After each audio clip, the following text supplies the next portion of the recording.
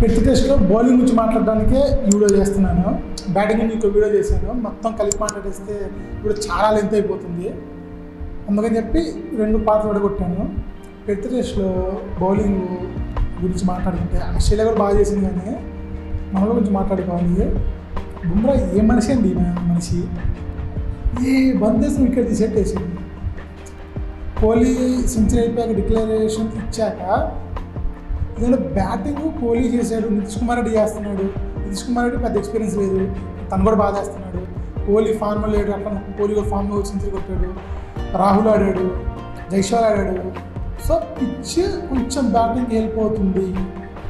So మనం కూడా వాళ్ళ నుంచి అలాంటి రెసిస్టెన్సీ ఆస్ట్రేలియా నుంచి చూస్తాం, వాళ్ళ బ్యాట్స్మెన్స్ కూడా ఆడతారు అనుకున్నాను. ఎందుకంటే మనల్ని ఆడడానికి కారణం ఉంది. సెకండ్ డే మ్యాచ్ అయిపోయాక సెకండ్ డే రోజుకే ఆస్ట్రేలియా ఆల్అౌట్ అవగానే మళ్ళీ పిచ్ మీద రోలర్ తిప్పుతారు. 2 times రోలర్ తిప్పారు.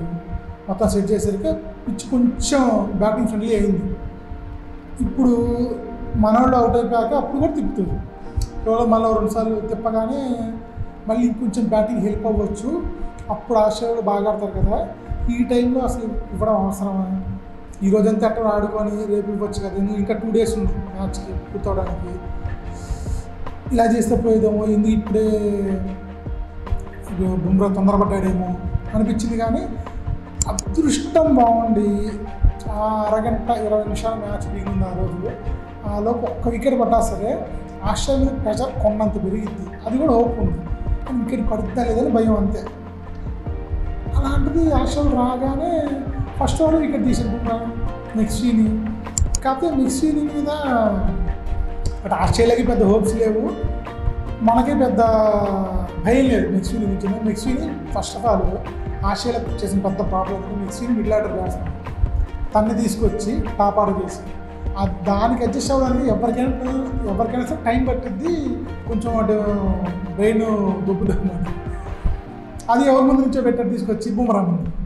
ప్రస్తుతం వరల్డ్ క్రికెట్లో బుమ్రా కన్నా మంచి ఫామ్లో ఉన్న పేసర్ లేడు. అలాంటి బుమ్రా ముందు ఒక కుర్రోడ్ని ఫస్ట్ టైం ఓపెనింగ్ తీసుకొచ్చి పెడితే ఎట్లా ఆడతాడు?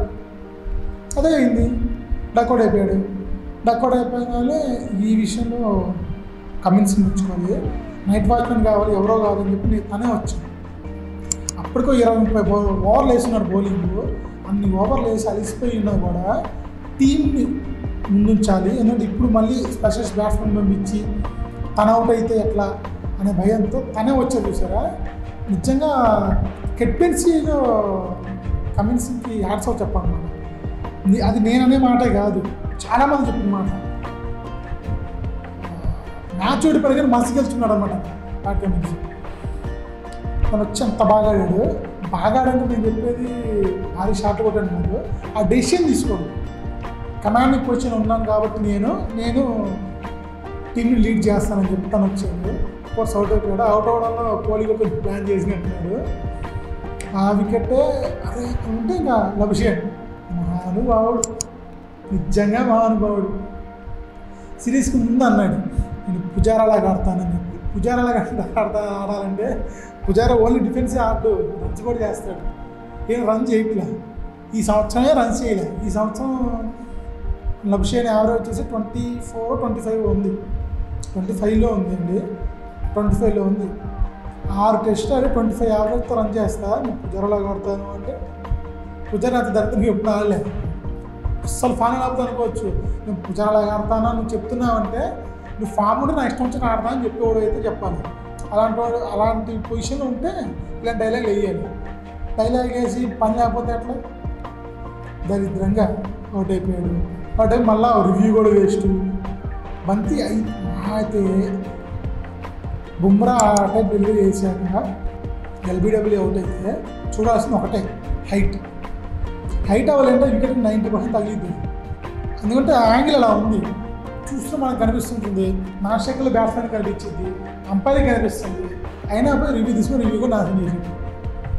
ఇక రెండో next day 4th day Travis head ఆడు మగాడ్రా బుజ్జి అంటారు చూసారా, అట్లా ఇండియా అంటే ఇంపార్టెంట్ డేలో ఆస్ట్రేలియాలో ఆడేది ట్రావిస్ హెడ్ ఒకటే. ఇండియాని ముంచడానికి ట్రై చేశాడు ఇప్పుడు కూడా. కానీ బుమ్రా కొంచెం తెలివితేటలో ఇచ్చి అవుట్ చేశాడు. కానీ ట్రావిస్ హెడ్ పట్టుదల చూపించాడు.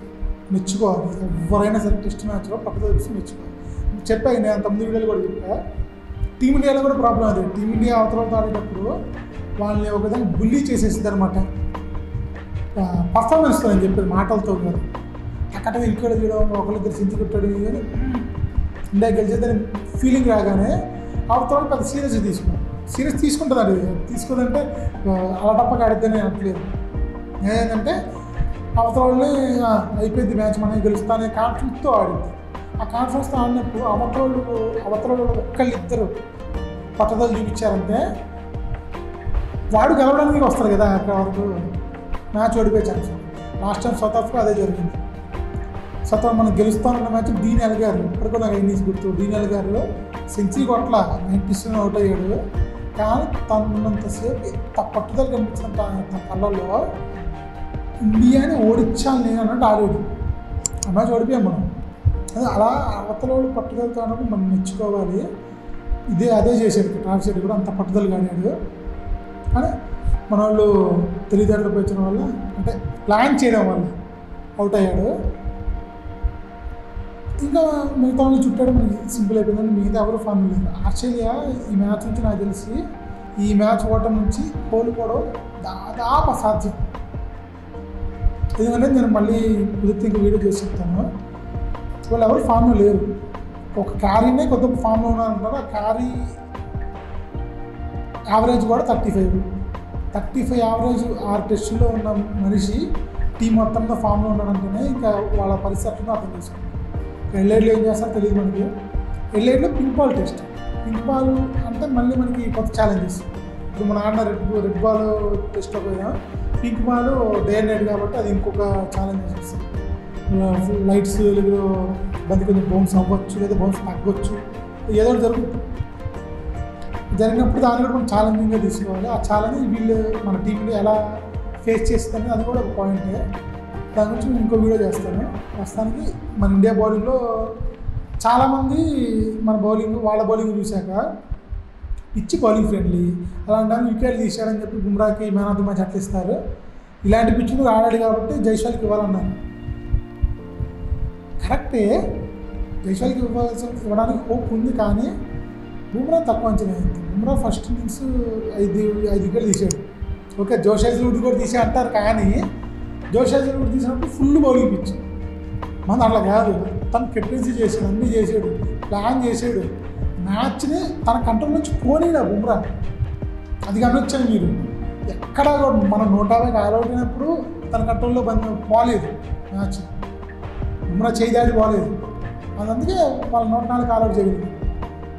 అంటే మన వాళ్ళు నిలబడి కొంచెం 530 టార్గెట్ వాళ్ళకి ఇచ్చినప్పుడు మ్యాచ్ పూర్తి మన చేతిలో ఉంది. మన అంటే బుమ్రా చేతిలో ఉంది.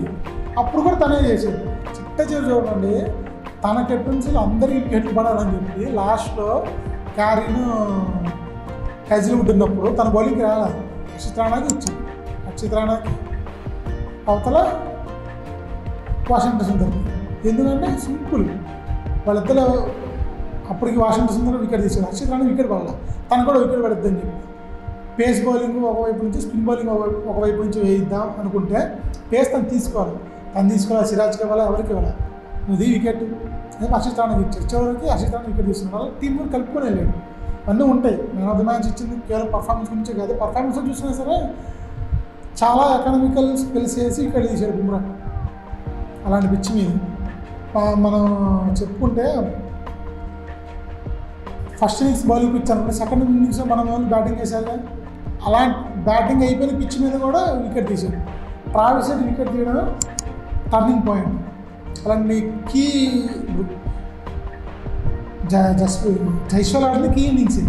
కానీ కోహ్లీ కూడా సెంచరీ చేశాడు, రాహుల్ కూడా సెంచరీ చేశాడు. 4 ఉన్నారు బాగా ఆడిన. కానీ బౌలర్లో కీ టైం వికెట్ పడకపోతే మనం కూడా ఓడిపోయాడు. అలా వికెట్ తీశాడు. సో కొంచెం టఫ్ డెసిషనే. బుమ్రాకి ఇవ్వాలా, జైస్వాల్కి ఇవ్వాలా మ్యాన్ ఆఫ్ ది మ్యాచ్ అని. అండ్ నేను కూడా బుమ్రా ఇక్కడ న్యాయమని ఒప్పుకుంటాను. నా ఫీలింగ్ కూడా అదే, వాళ్ళు కరెక్ట్గా చేశారు బుమ్రాకి ఇచ్చి. మీరు అనుకుంటున్నారో మీ కామెంట్ చెప్పండి. ఇంకా ఇంకో కొత్త వీడియోతో మళ్ళీ ముందుకు వస్తాను. అప్పటి వరకు బాయ్.